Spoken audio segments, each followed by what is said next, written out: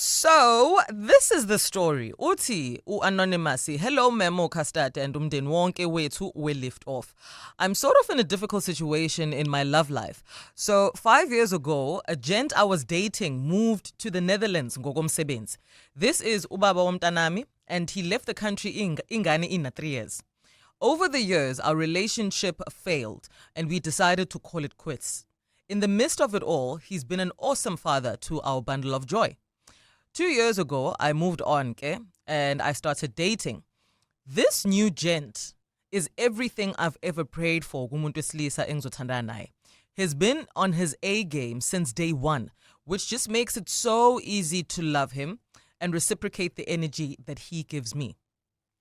Quickly, 5 months ago, ubaba kabundle wabuya, and he asked to meet with me. Ngiyeke nami thinking ukuthi it's something about ingane. Kanti ubhuti uzongitshela ukuthi ubuye for a year and he wants me back in his life ngoba usefuna ukungishada. Ngithe ngisababaza lokho, ngithi ngiyamchazela nanokuthi ngikuphi ngempilo, wathi vele ubuyela ukuzolungisa amaphutha akhe.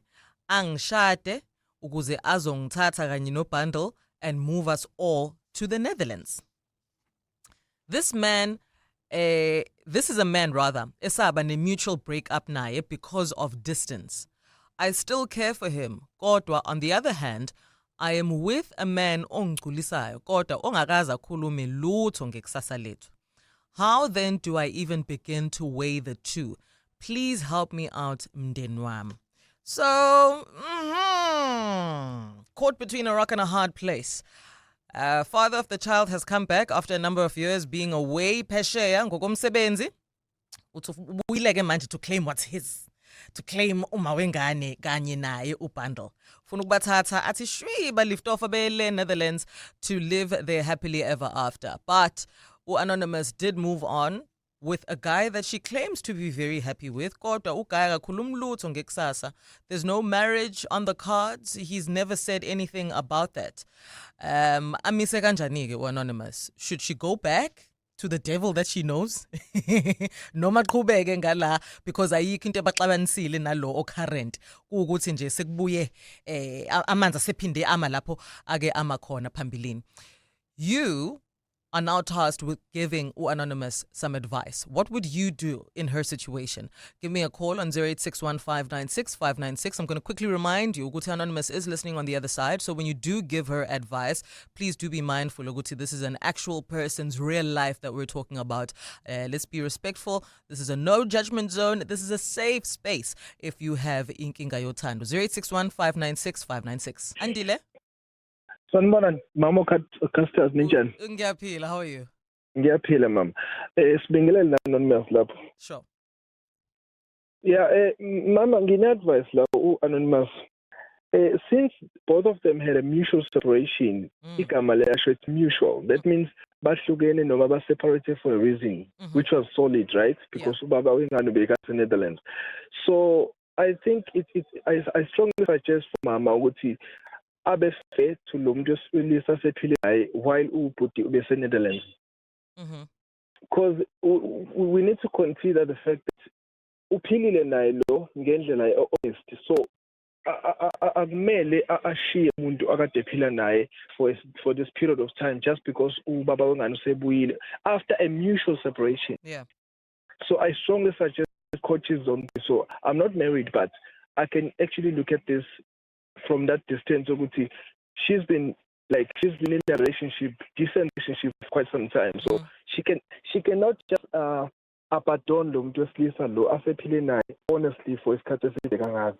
But don't you think ukuthi if she does that, which is continue nalo okhona manje, that uzohlezi kunalento enhlizweni yakhe ukuthi what if I had actually gone back to ubaba wengane yami? What if ngempela uNkulunkulu benginika ithuba lesibili ukuthi ngibe nobambo lwami?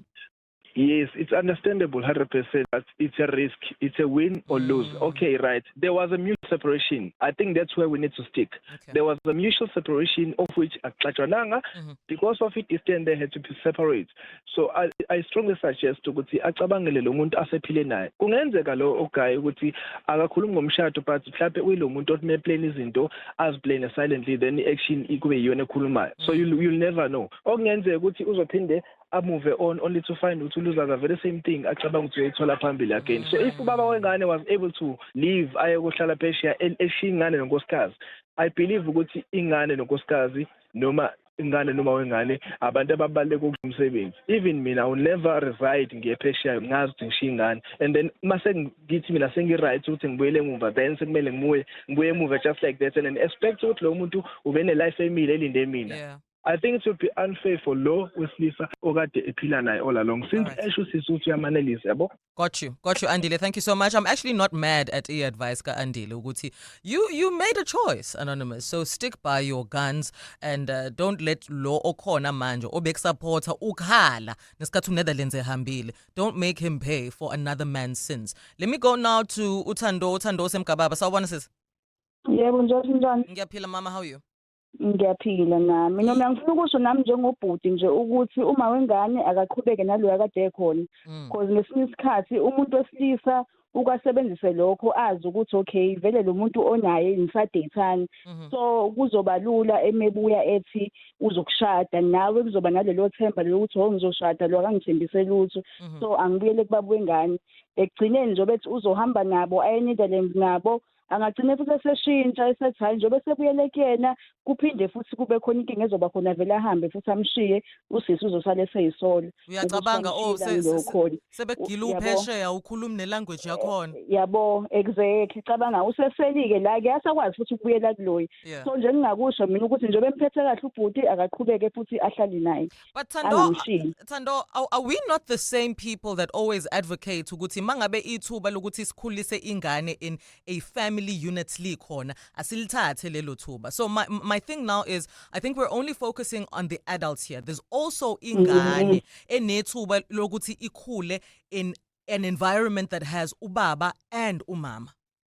Kodwa nje sikwakumele ayicabange before emuva eshona le Netherlands ukuthi njengoba nje ngihamba manje lento izo affect inganyama ukuthi inganyama isizokhula nabazali abahlukene yabo.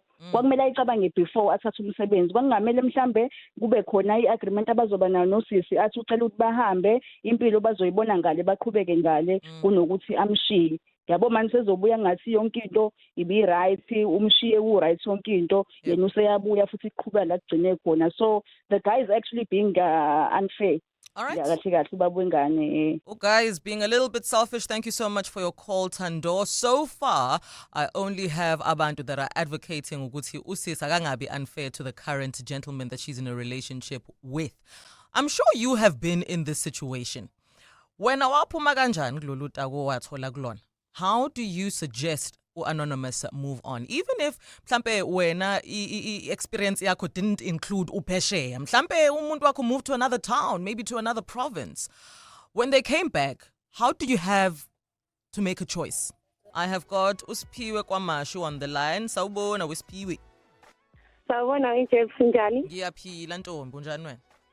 Ngiyaphila. Enze njani wanu? Mina ngithi Anonymous akabuyele kuba wengane yakhe. Akabuyele kuba wengane yakhe behambe beIngland. Kodwa athi bayifika lapha engafika hlale phansi relax because useyazi ukuthi izinto zenzakalana uyamazi umuntu wakhe. Afike lapha yana naye abe backup ukuze kwenzeke makwenza noma yini ngelinye ilanga azi ukuthi unayi backup. Mhlambe afune nje azane nabantu yabo athole mhlambe naye umsebenzi or ingalapho ukuze engabi stranded ngelinye ilanga. Mangabe uthi backup awushi backup umuntu ushi backup in terms of umsebenzi.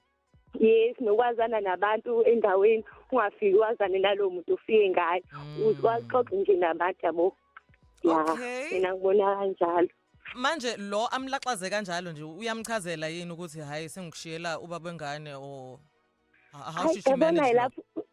uso wenza kubonayo lapho usobo umisa kanjani kodwa phela egcineni kosuku babo ingane yakhe ingane yakhe iyawudinga ibhondi ingakekho umuntu okuthanda ungaphinde babo ingane akekho umuntu okuthandayo so Anonymous mina ngithi akenze kanjalo angazi-ke ukuthi mhlawumbe ufanalo uthando lalo kodwa nje la sesicabangela ingane nokuthi yena ufunani uzoyibona na ukuthi ufunani because yena umuntu obazi yebo awuthi ngiyibuyise kuwena lento mama ingane unayo yebo nginayo ingane ubaba wengane nisendawonye naye asikho ndawonye kushuthi nje nalowa manje usengozini no mina wami ngeke ngibuyelane naye because wangitshela kahle ukuthi njengoba sihlukane ingane yami ngeke ngisayonzele ndoda onayo so yabo ukuthi uma benihlukane kuba khona izinto ezinkulu nobaba wengane athatha inqumo eziningi gcine sekuba khona ingxabano ezinkulu mina nje ngeke ngibuyelane nowami angisozi kodwa ngithi Anon uyazi ubaba wengane yakhe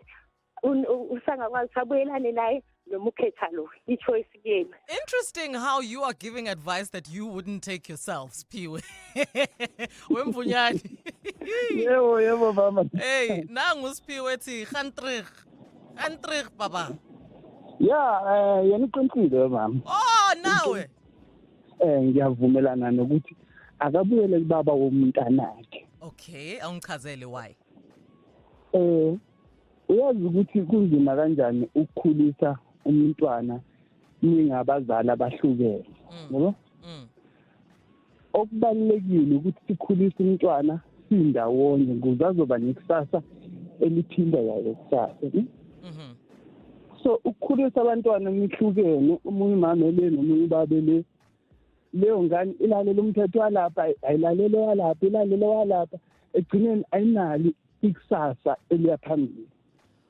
Hayi kodwa ke lapho ngicela ukukuphikisa kancane because nathi we were raised by abazali that we're no longer together but no likusasa lethu li bright sifaka amazazo zonke izinsuku mana ke nje ngiyavuma lokho thina sikhula thina abazali bethu ubaba bebele umama naye le kodwa bebe strict bebengafani nale ngane ezalwe manje nezikhula manje yabo ikho ngisho kanjalo mina ngithi buze ikusasa lengane libe right lifuna abazali boyithu manje abazali bethu basidala bebe straight nabo gogo noma ngithishiye nogogo umntwana kodwa straight yabo ngokuthi nje abacabananga noba bengane wahamba yosebenza le ngesebuyile nje wathi uzocela into yakhe ufuna umuntu wakhe ingane yakhe ababuyelane kuqala. Okay, thank you so much for your call, Mvuyane. When you come back, we're going to wrap up Ketile with my voice note that you sent through on 078-934-2827. If you haven't already and you're hearing everybody else give Anonymous some advice, now we're going to lentehlela emqaleni ofuna ukuyikhipha ofuna ukuyixoxela Anonymous so that her decision is easier to make moving forward. Phuthuma ke ngithumele njengamanje leyo voice note yakho hleli phekwayo. My number is 078-934-2827. For Anonymous bafethu kumele alandele inhliziyo yakhe. Uyazi ngasebe bavuka nganani nobaba wengane yakhe yabo. Uyazi baba wengane yakhe ukuthi bemsupporta kanjani. Kahle uyazi ukuthi kumele yenze njani. Kodwa kubalekile ukuthi ubelindile yini. Wama ukuthi umjuda wahamba ngenxa ama-opportunities a-grand. Njengoba esebuyile nje manje. Nawe umjuda ubele ngokwakhe. So nje my sister uyayazi into akumele ayenze. Danko uFselwa Ntuzulu. Ya ngiyabingelela nje ebusi ngilanyile enziwesti noma mina bengizothi lesimo lethi sithanda ukuthi sibebucayi kodwa usisi ngama-advisor ngokuthi enze lokhu yena akuzwayo ngaphakathi enhlizweni yakhe ngoba ngiyazi ukuthi enhlizweni yakhe ikhona into anayo abona ukuthi iyona right ekumele ukuthi ayenze njengamanje. Mina ngibona ukuthi akamedane enze yona leyo nto leyo yabo ukuze la nomnini mangabe izinto sezingasahambi kahle ngokuhamba kwesikhathi azi ukuthi into vele bekade ifunwa kuye yabo mawukuthi uyamshiya lo akade naye kunzima ebalekile lo ubaba wakalokunje akamshiye mawukuthi uqhubeka naye ufethu lo akaqhubeke naye yabo kodwa kenze lokhu okufiswa yini inhliziyo yakhe ilokho nje mina engakusho ukuthi angayisoli ngokuhamba kwesikhathi.